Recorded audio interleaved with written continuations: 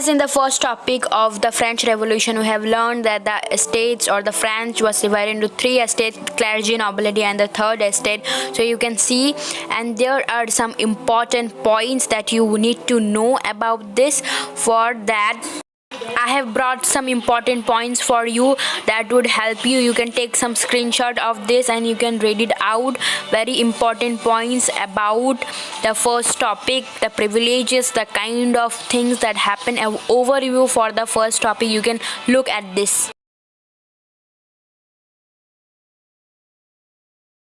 Second topic is the outbreak of the revolution. As far I have said to you that how Louis XVI had gone through so much of loan and now he need to pay the loan. For that he wanted to increase the taxes to maintain the state expenses and his own expenses, and for paying the interest he wanted to increase the taxes, and these taxes will be given only by the third estate. So for that he need to follow an old regime according to which if the king wanted to publish any new tax or he wanted to increase any kind of tax, he need the proposal or advice or the vote of the estate general. The estate general constitute the representatives of the three estates: first the clergy, second estate the nobility, and the third estate. For this he called an estate general meeting on 5 May 1789, where there were 300 representatives from the first estate, 300 from the second, and 600 from the third estate. The king was pretty sure, or the king was very much sure, that he will be following the old regime according to which that each estate will be having one vote. Means each estate, suppose example first estate will be having one vote, but the third estate demanded that one person should have only one vote. Means one person should have one vote, not one estate should have one vote. So the king rejected their demand, and in anger the third estate they walked out of the estate general. So I want to explain that how were the sitting arrangement in the estate general. The first and the second estate were facing towards each other, and their rows were facing towards each other, and they were set, and the third estate were standing at the back. So in this way the third estate were treated, and for that they demanded that why only the third estate will be paying the taxes and they are not even allowed to sit. For that the third estate demanded that everyone should have equal vote, because they were sure that only the third estate will be paying the taxes and the first and the second estate will be getting all kind of advantages from these new taxes. So that the third estate demanded that they need, or everyone should have one vote, every person should have one vote, so that there can be a fair decision, and the decision can be with the third estate or with the tax. So for that they demanded, the reason was this one only, the reason was this, that everyone should have equal vote so that there can be a fair declaration of result. So as the king denied to accept their demands, they walked out of the estate general, which was held on 5th May 1789.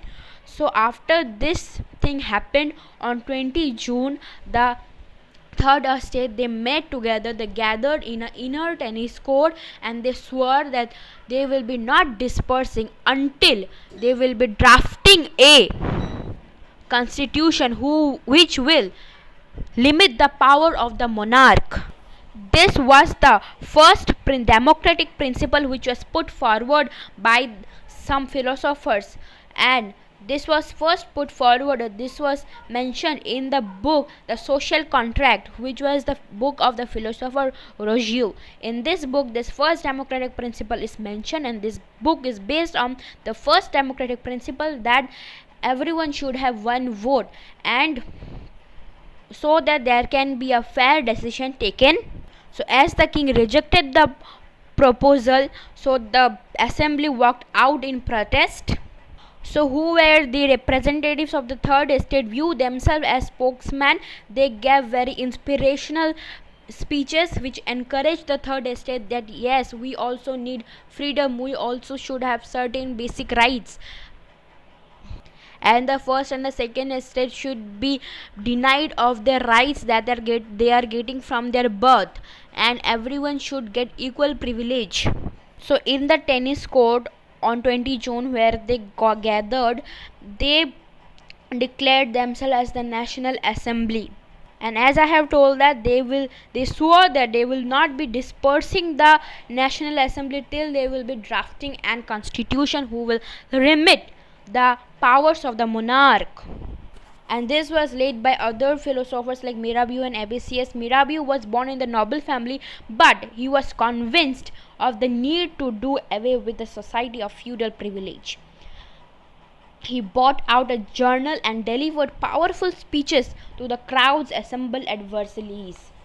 And he was from the noble family, but still he was concerned that everyone should have equal privilege. Even he was having the privilege, but he wanted that the third estate should not be denied of the privilege. They should also get the privilege. Abbesius, who was originally a priest, Abbesius philosopher, who was originally a priest, so he was also concerned that everyone should have equal privileges. So he wrote an influential pamphlet called "What is the Third Estate?" Means what is the role of the third estate in the French society? Are they will be only made, or only they will be not getting any kind of privileges, or they are what? They are human or animal that we are denying their privileges? So this was a question which was pamphlated in an influential pamphlet which was called "What is the Third Estate?", which was originally Paris, and Abbesius wrote this. So as the National Assembly was busy at Versailles drafting a constitution which will limit the power of the monarch, the rest of the France seethed with turmoil. A severe winter had meant a bad harvest. The price of bread rose. Often bakers exploited the situation and hoarded supplies. As the third estate were consisting of peasants, as they were the peasants who work in the farm, as they were busy in drafting the constitution and limiting the powers of the monarch, they did not give that much importance to their land, to their farms. So a severe winter struck. The farm or the food grains gone bad. There was limited amount of food grains. So this, as the winter was severe, there was a high demand of the food grains, and the bakers started exploiting the situation and exploiting the hoarded supplies.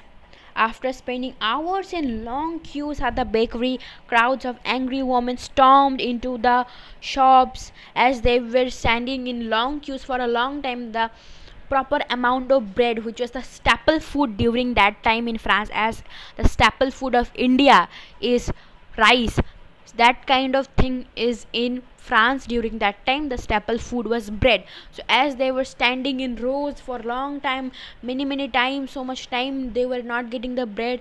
So ultimately they stormed into the bread bakery shop, the bread shop. And at the same time, the king ordered troops to move into the Paris. On 14 July, the agitated crowd stormed the Bastille. They stormed the Bastille because the big walls of the Bastille represents the power of the monarch, because there were some peasants who were not involved in any kind of crime, but till for the king powers, the king wanted to prison them, so they were prisoned in the Bastille. So as they were few, but till then they stormed the Bastille. So in the countryside there was some kind of rumors spreading from village to village that the lords of the manor had hired bands of brigands who were on their way to destroy the ripe crops. So there was a rumor spreading from village to village that manors were coming to destroy the ripe crops. For that, what happened, they caught in a frenzy of fear. Everyone got feared. The third estate, the peasants got feared. So peasants in several districts seized hoes, every kind of arms they were seizing from, like hoes and pitchforks, and attacked Chitok is the castle or stately residence belonging to a king or a noble. So the nobles, actually the nobles were the Chitoks. The third estate, the peasants, they looted hoarded grain, they burnt document containing records of manorial dues. A large number of nobles fled from their homes. Many of them migrated to neighboring countries.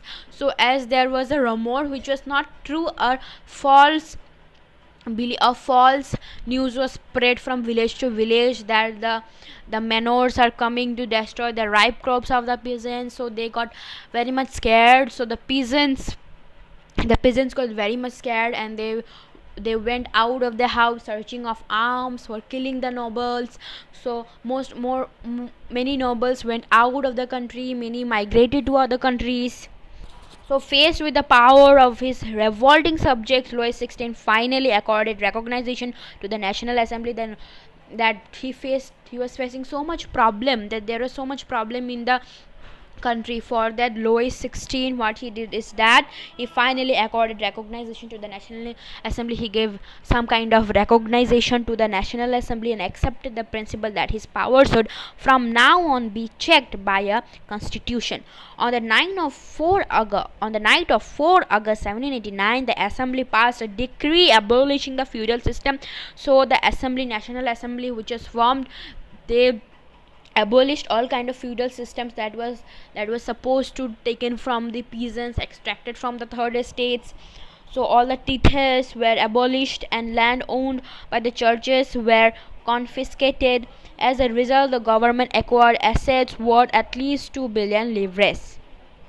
So from this, the government got assets, mean the government achieved 2 billion livres, from which they cleared their all kind of loans, and the country was going in a good way. For that also the king was somewhere happy.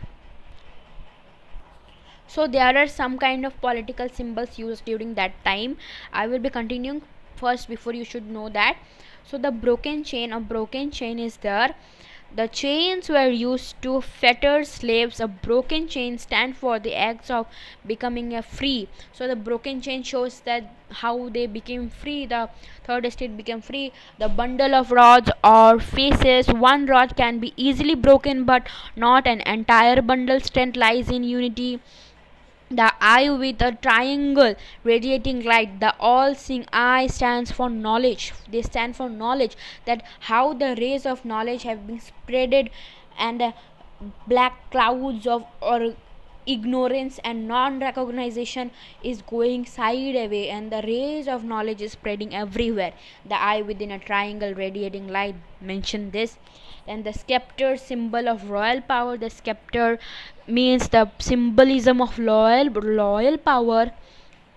Snake biting its tail form a ring, symbol of eternity. A ring has neither beginning nor end. And the red Fijian cap worn by a slave upon becoming free.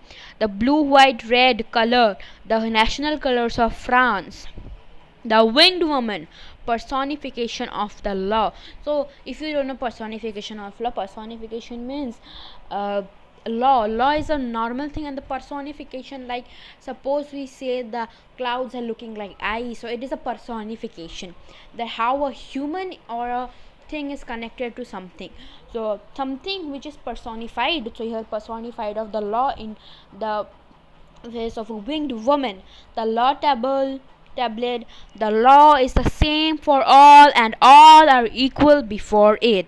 So these are some kind of national symbols, reading political symbols during that time. So now we will continue. So as the king was benefited, but till the king was feeling that my powers, my privileges are being control of the third estate, which was the least estate, the National Assembly, the constitution, and he is not able to means he was only a namely king, but his powers were not the king actually.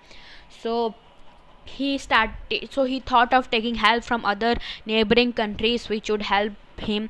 So this caused him to, so for this reason he was death sentenced, because he did a betrayal work for his country, that he was taking other countries help for taking his power for showing his power in the country. For that, on 21 January 1793, he was executed publicly at the Place La Concorde. The Queen Marie Antoinette met with the same fate shortly after. So, after that, Marie Antoinette also was sent to death sentence. So for today only this much, and the third part will be coming for you soon. Thank you for watching.